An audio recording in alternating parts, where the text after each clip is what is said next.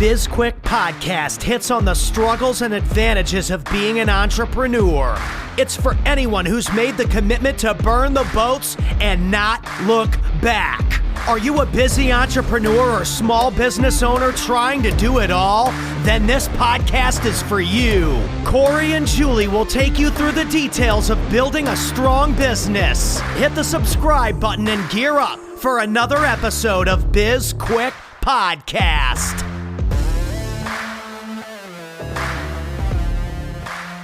Hello and welcome to BizQuick. I'm Julie. And I'm Corey. And on today's podcast, we have part 6 of Talkin' Tacos.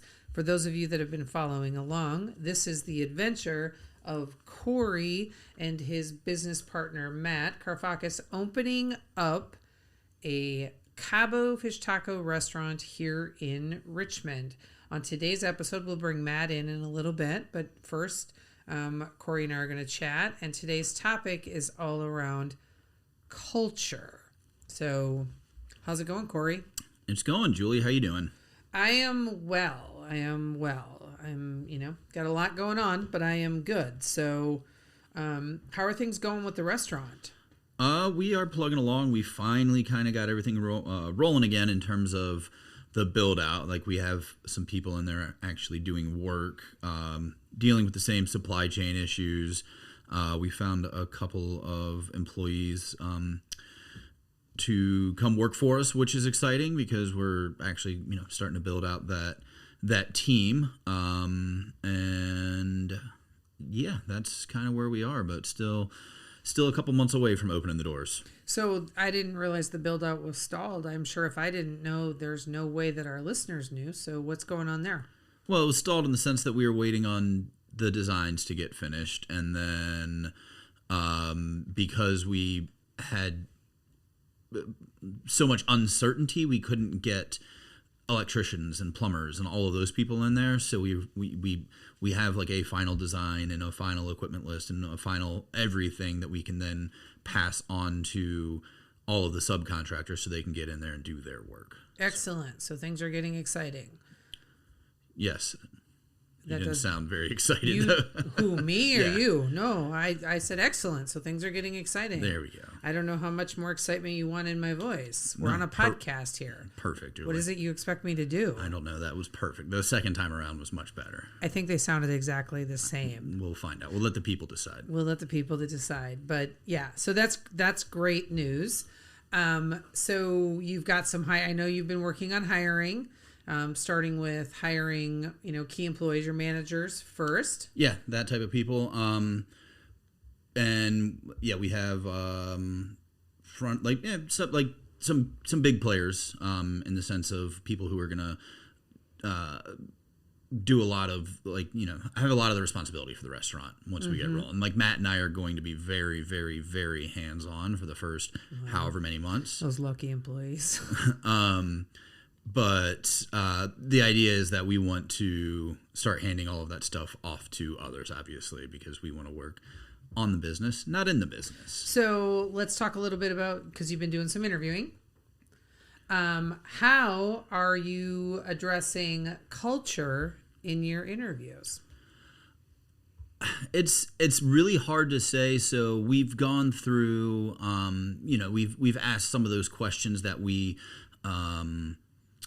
kind of a practice. For example, when we were talking about different types of interview questions, like how, like you can ask somebody like what they're going to do with X, Y, or Z. And then there's also like it's one of those things, especially because restaurants are so like personal. Like once you kind of check all the boxes, it's like, is this person like, am I going to mesh well with this person type of thing? And it's not mesh well in that they think 100% like me, or we're going to be the best of friends, that they're going to compliment something that that I do or don't do well. So, for example, the person who's going to be running the front of the house, she loves doing admin, paperwork, that type of stuff. Like being organized is very important to her. And so, through the conversation, I was like, oh, okay, well, that's something that we definitely need, and that's going to be very helpful to us to be able to delegate that to her. For that store. Looking for people who aren't just looking for another job people who want to grow with the company, looking for opportunities, people who have ideas, people who respond to emails and actually show up to interviews. That's a key part of getting a job. Yeah. So, but what I think what I'm hearing is that you're not really asking about culture in the interviews.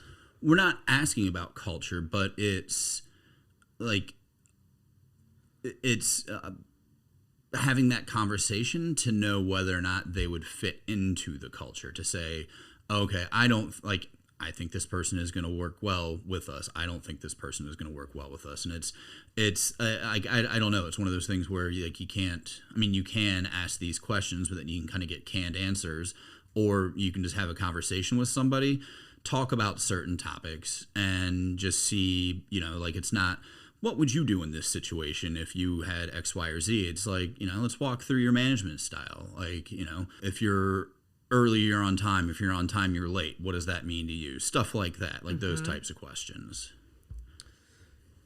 Sure.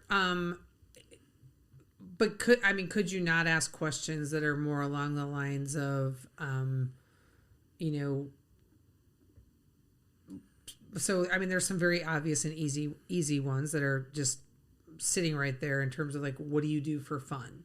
Or what gets you excited about walking in the door at work? Or, tell me about the, what is it about you that most often surprises people? Things like that, where you're like really thinking, you're asking them questions that they're not really leading, because there's no right or wrong answer.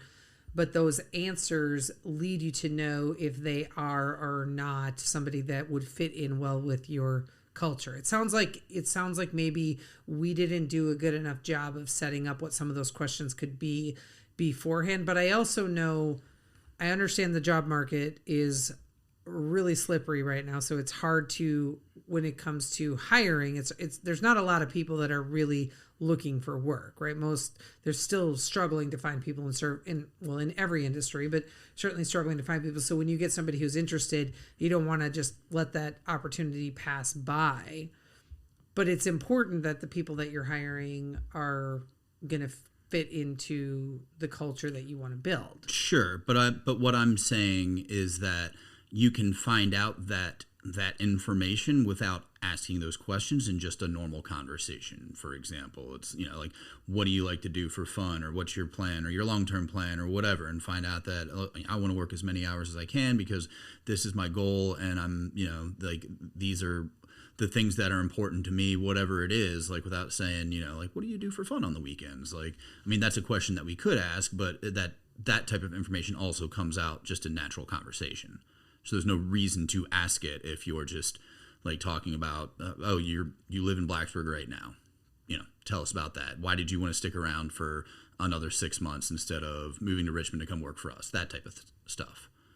And in their answer, they give a lot of that information that you would get from asking other questions, if that makes sense. Sure. Okay. So what I'm saying is I don't have to ask the question if they're already readily just giving it up in the conversation, is the point of what I was saying. Okay. That's good. So it sounds like what I'm hearing you say is that you guys are in fact hiring for culture fit, even though you're not actually asking questions. People are just readily giving up all the information that you would want to know.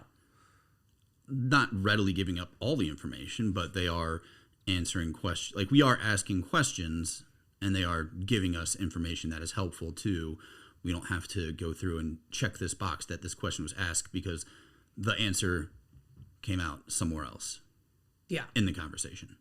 Yeah. All right. Why don't we take a break? We will bring Matt in, and I don't even know what else we're going to talk about with culture because I feel like we just covered it all. Well, we might have to make up a new topic. Well, we'll see what happens then, I guess. All right. We've launched a whole new coaching program aimed at helping small business owners accelerate their revenue. This one-on-one, well, technically two, coaching is built around your schedule and your goals and will help keep you on track to make your business a success. There are no strings attached, no long commitments, and at $600 a month, it's priced perfectly for any small business owner. If you're struggling to find time to grow yourself and your business, or you want to find ways to improve your financial situation, head on over to sbpace.com/small-business-coaching to sign up. All right, welcome back to the show. Hey, Matt, thanks for joining us yet again. This is part 6. Did you realize we've done 5 of these already? Really? Yeah. 5? Yeah. Who would have thought we'd have that much stuff to talk about with tacos? That is, I mean, that's a little crazy. Right, but it's been good stuff with a lot of good topics to cover, and this really should give people an indication of just business in general when you're opening a business, how much there is to do, and certainly with a restaurant, how much there is to cover, and especially in times like this where we've got challenges all over the place between, you know, supply chain, hiring, and all of that type of stuff. Absolutely. And I think, you know, we've covered a lot of things, but we're just scratching the surface on everything you just said. It's just so much is going on in every aspect of opening a business, and like you said, especially a restaurant. Mm-hmm. And really good stuff, right? Absolutely. You are talking. Yes, I'm going to say one thing. No, but yeah, I mean, it's mostly good stuff, but then we're also still dealing with a lot of just the BS that comes with it, where like one of our, like, I don't know if you saw that email from Jason today, Matt, but like we got delivered a cooler, and this was probably like 3-4 weeks ago. And then we got an email that said they have a recall on the cooler. And then they sent us this like list of instructions, and we had to send pictures, and we had to do all this, that, and the other. And I'm like, I didn't order a defective cooler. I ordered a functional cooler. You sent a defective one. You figure it out. But like at some point, like our rep just had to jump in the conversation. It was just like, yeah, they didn't do anything. Like they ordered a cooler and you sent a bad one.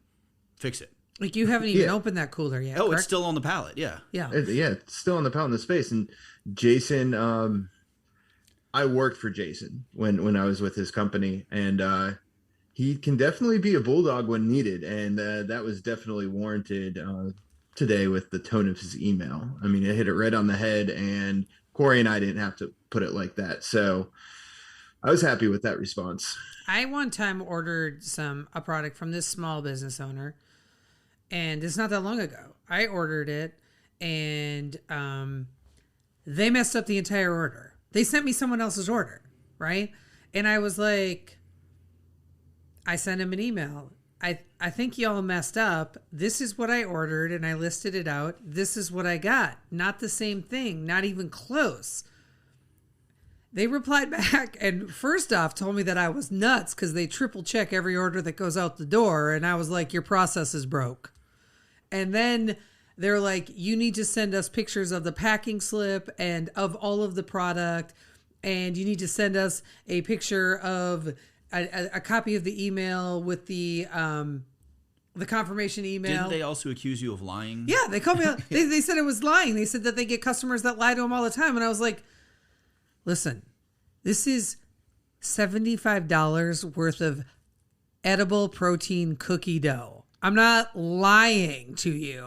It's not like I'm telling you your process is broke. And they're like, oh, we haven't had a mistake. This is my favorite part.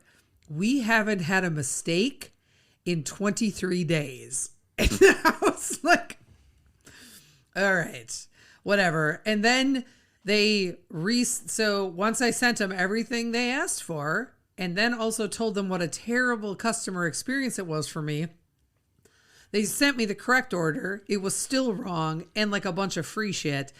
And at the end, their stuff didn't even taste that good. So I just was like, this sucks. But anyway, so I always find it interesting. It's like you messed up and I'm the one that has to prove it. Like that's right. Like F off.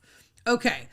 So let's talk about culture, right? So you guys there is clearly a Cabo culture, right? It's a little cult-like. It exists. People love Cabo. That is why this is such a great restaurant for y'all to be opening here in Richmond. A lot of people in Richmond know about it because they went to school in Blacksburg, and people love Cabo Fish Taco. But when you open it, you want to hire based on making sure people will actually fit the culture. But you don't really have a culture established yet, unless, of course, you're just taking the culture from Cabo Blacksburg. Is that the plan? Like, what's the plan, guys? Well, that was going to be kind of my question or topic for this conversation is we talk all the time that you can build culture through hiring, through, defining it, building out that proper business foundation. But so much of a culture comes from the leadership team, that regardless of whatever you say, how awesome you are, we promote happy people and all of that. Like, if you suck as a leader, that's going to come through in your culture, and it's going to be reflected in your culture. So once we get the doors open, like, our personalities, I think, are going to kind of take over. Like, we'll pull some of what Cabo is, because there is that culture already established, but I think it's also going to be kind of an extension of ourselves. And then the tricky part is, like, how do you actually do that? Because if it's just like I can't take my personality out of, like, and just hand it to people. It's just like, is that something that's just going to happen because people are working with me and they're like, oh, okay, this is what the culture is? Like, in terms of, like, obviously rules. We're big on X, Y, or Z, or the customer's always right, or whatever. Like, there's certain things, but like people are going to respond well to whatever that culture is, whether it's we're just going to work hard and not complain, or we're going to have some fun while we're doing it, or we're going to spend time outside of it, or whatever it is. Like, like, you can write all of these things down, but, like, that's not culture. That's just, like, here's a bunch of words about, like, what our business does. Like, it actually, like, you have to lead that culture. Well, kind of. It's sort of twofold, right? So there's a couple of things that you said that I would tweak ever so slightly, right? So you're not hiring to build the culture. You're hiring for a culture fit and a fit of your core values, right? So ideally, when you're looking at an employee, they will be somebody who will exhibit the core values of the company. The core values are a really good foundation and representation of what the culture is going to be. So you have a core value of work hard, play hard, or something like that, correct? You have a core value of do the right thing, I think. You have, give me a couple more of them. Do you remember off the top of your head? You should know these by heart, Corey Harris. I can't. We had 3. It was do the right thing, work hard, play hard, people first. People first. Okay, so you should be hiring people based off of those core values, right? So ideally, you're asking questions or having conversation that results in people kind of talking about how they exhibit those values. The culture, right? You're going to set that in the training. I know initially there will be people that'll be going to Blacksburg or Charlotte or wherever for some training. But when you are doing your in-house training, you're going to set the tone for that. Matt's going to set it in the kitchen. You're going to set it in the front of the house. And ideally the two of you are going to be in alignment, that it's going to be, that people first. So what does that mean? That means that, it doesn't necessarily mean that the customer is always right, but it definitely means the customer is always the customer, right? And it, going above and beyond, like when you see, I know this is a big one for you, Corey, when you are walking across the floor and you see a napkin or a salt shaker or something on the floor, bend down and pick it up, right? Those types of things, you're going to instill those in training. You're going to be like, look, we want you to have fun, but the most important thing is we want to make sure that the customers have a great experience. And that means that you're going to have to be friendly. You're going to have to laugh, like all those things, right? You're going to talk about those in training. You're going to remind people. Your front of the house manager is going to remind people. That's going to come through in the back of the house with Matt, where you're like, as corny as it sounds, make the tacos with love, right? Like those types of things. And then once your culture is set, your real job is to, one, make sure you don't get any culture vultures in the door that are going to destroy it. And if they do, you got to get rid of them immediately. And that you two don't start to work against the culture, then that none of your managers do. So if you think of Corey, we had a client who the CEO of that company worked against the culture every single day. They said the culture was one thing, he did another thing, and he just was destroying the company from the inside out. So culture is set. You got to watch it really closely at first. You got to make sure you're hiring people. There's nothing harder to change inside of a company intentionally than culture. So set the ship in the right direction, don't even let it be a degree or two off. Zap it when it starts, when you see people that are being out of alignment, and then just let it build itself. And you two have to live it when you're inside of that building. And if you can't live it, then make sure that you're locked in a room where no one else is around you. But then that living the culture also extends to who we partner with, what we sound like on social media, like the concept in general, like everything. It's not just like making sure that we train people well. It's like it's all encompassing because because our customers take part in the culture as well. Like they are a part of the culture. Yeah. So yes, they are, but you can't dictate how your customers. You can't really just dictate your customers' actions or responses the way that you can your employees, right? I mean, yes and no. You can definitely, through numerous means, you can kind of guide the way that people will act within your business, even as your customers. There's a way to kind of condition them to act certain ways, to kind of, and it's not that I don't want them to do X, Y, or Z. It's that. Like when you come here, like this is kind of what you can expect, and it's like the soup Nazi episode of Seinfeld. Like he dictated how the customers acted within his restaurant Through fear. Sure, Right. We'll use a little fear. You won't use a little fear. I think you can prevent customers from. You can get very clear that it's not. You will not tolerate your customers treating your employees like crap. You cannot force your customers to be happy and have a good time. Oh, yes, I can. You cannot. Yes, I understand that. Okay. So you can dictate it a little bit.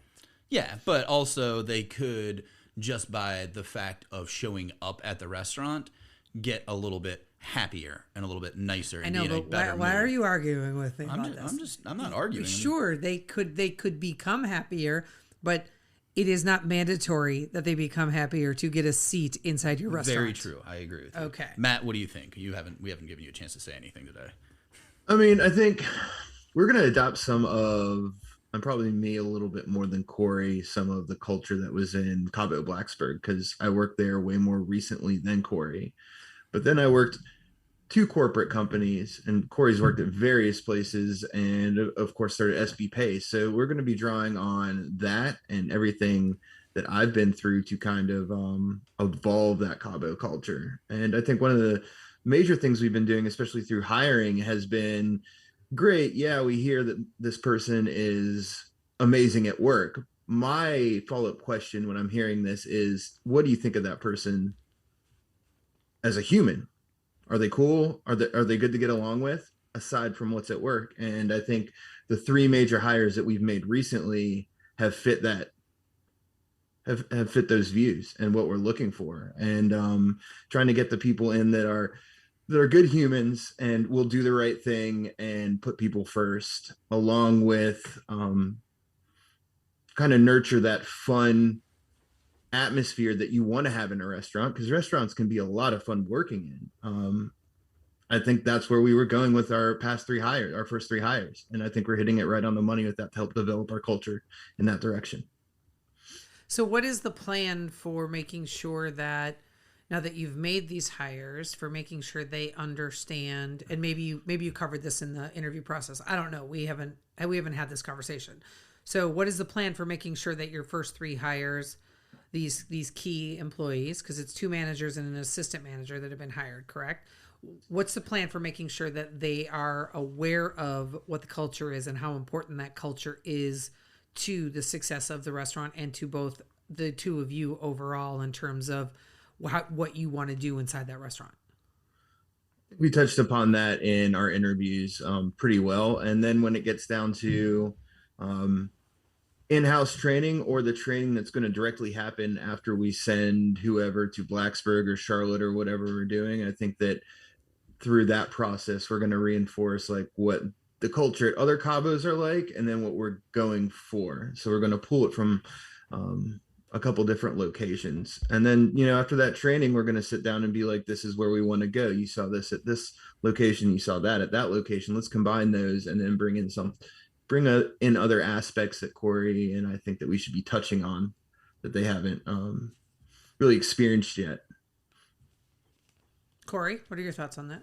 I think it all starts with that good onboarding experience, and that's something that for anybody who has worked in a restaurant, and I'm sure it's the same across most companies, most businesses, like you set the tone for the business when it's just like you have just a shitty onboarding experience. Like if you're kind of an afterthought, you're like, who I was supposed to start today, where's so and so? Like, they're not here. Here, just go talk to that person. I mean, I got like I'm sure we've all kind of seen this in some way, shape, or form, but like I remember at one restaurant where I was cooking, I got a job there, and the guy who I was replacing trained me, except he didn't know he was getting replaced. And I was like, ouch. Yeah, I was like, oof. Like after he got let go, I was like, that kind of sucks that they took this guy. That's really unethical. Had him train me and then fired him. Yeah. That had to be a good culture to work in. Oh yeah, it was terrible. Yeah. Sounds like it. So that's okay. So that's great that you're thinking about it like that. And I agree that the onboarding experience is really, it's critical to me. It's one of the most critical pieces of the hiring process and of the, building out your business. Onboarding is so key for the success of an organization. I mean, you can build cultural stuff into that onboarding experience. So that's good. So when you are, will you have other people be doing interviewing for the, staff positions? And if yes, how will you guide them on handling cultural questions or assessment of talent?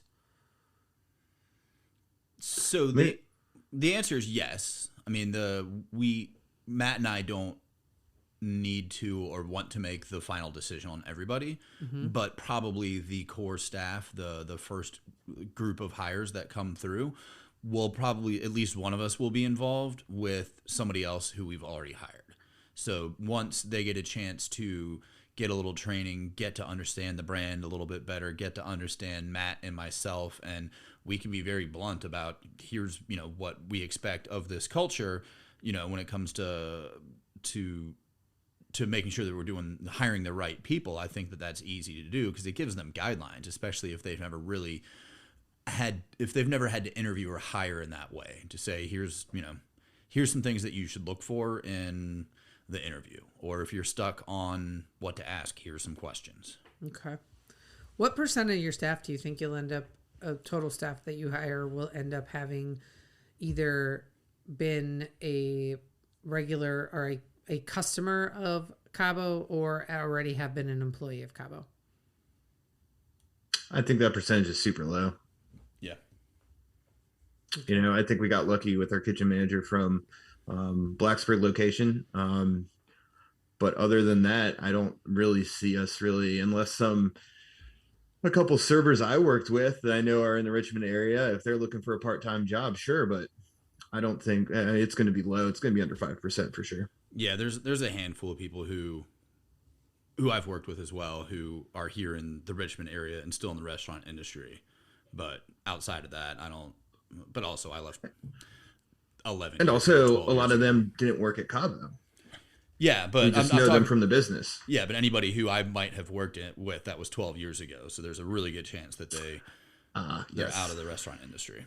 Well, that makes sense. And I think, the kitchen manager one piece where he worked at the Blacksburg. Was he kitchen manager in Blacksburg or just? He's currently running the line at night. So he's the night manager. He's not the full kitchen manager, but he is running the line. He seems like a very well-adjusted human and got a ton of praise from management at the Blacksburg location. That's awesome. And that makes your jobs so much easier because it's like you've got somebody who's already really understands the culture, understands the process, understands what it's like to be part of a Cabo team. So that is a huge benefit for you guys. Just jump off the jump. But we need to wrap up here. We are probably already running a little bit long. We will have at least one more episode of Talking Tacos, although the next one won't come, I think, until probably after the restaurant has opened. And we'll see if we can find some time for both of you to jump on a podcast again. I know you're going to be really busy, but we can maybe carve something out. Before we go, let's do our 3 questions that we always ask. Corey, I'll start with you today. What's the one thing you'll do better than anyone else in the area? Sell tacos. Excellent. That's a good answer. Matt, how about you? What do you think? Hiring. We've gotten a lot of great response from our hiring process so far. Excellent. Okay, well, that makes me happy to hear. Corey, what makes you nervous about opening Cabo right now? Just the timeline still. There's so many. It's getting much more solid, but there's still a ton of unknowns out there. Also, I have no idea where we're going to store all of this equipment because that ordering process just went to shit. So, Matt, how about you? What makes you nervous? I was going to say the equipment and getting all that stuff in. Okay, well, that's not good. But I guess the upside is if you're both worried about it, you're not going to have any problem solving it. You're both pretty good problem solvers from what I've seen so far. Yeah, for the most part. I mean, it's just with the equipment. We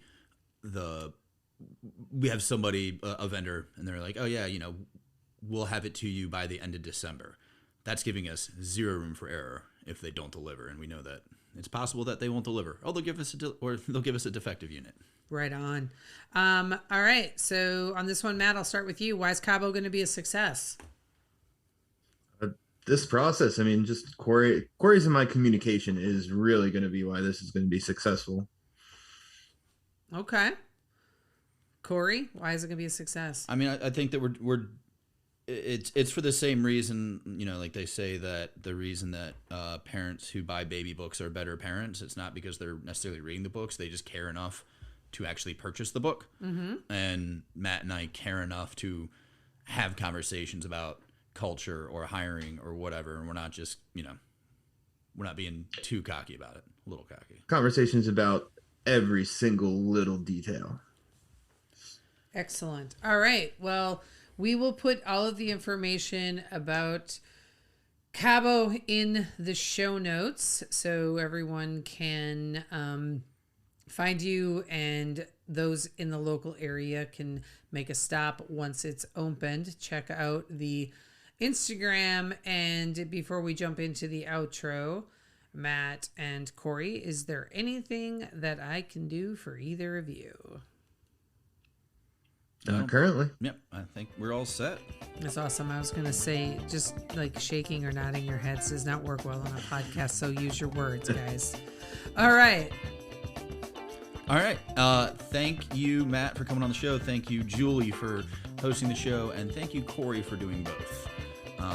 And everything that you need to know about us is going to be in the show notes. And thanks to our listeners, too. Yeah. If you want to work with us, SB Pace, you can connect with us on social media. We're on LinkedIn, TikTok, Instagram, Facebook, and YouTube. Or you can just reach out to us on sbpace.com. Don't forget to download and rate our podcast, subscribe, and give us a review, and reach out to us about any topics that you might want us to cover, or if you want to be a guest on the show. Yeah, and if you want to be a guest on the show, or you're an admin for somebody who you think should be a guest on our show, there is a form on our website. You can fill that out. We love getting the forms because it gives us every piece of information we need to make an educated decision. We wrote a book. It's called Seriously, Now What? A Small Business Guide to Disaster Preparedness. It is all about building a solid foundation for your business. Much of the things that we have talked about with Matt and Corey regarding opening Cabo. It has a digital workbook. It was, is, can be. It's a #1 bestseller on Amazon. And if you already have the book, go rate and review it because we love feedback. That's it for today. I'm Corey. I'm Julie. And this was Biz Quick, talking tacos across America.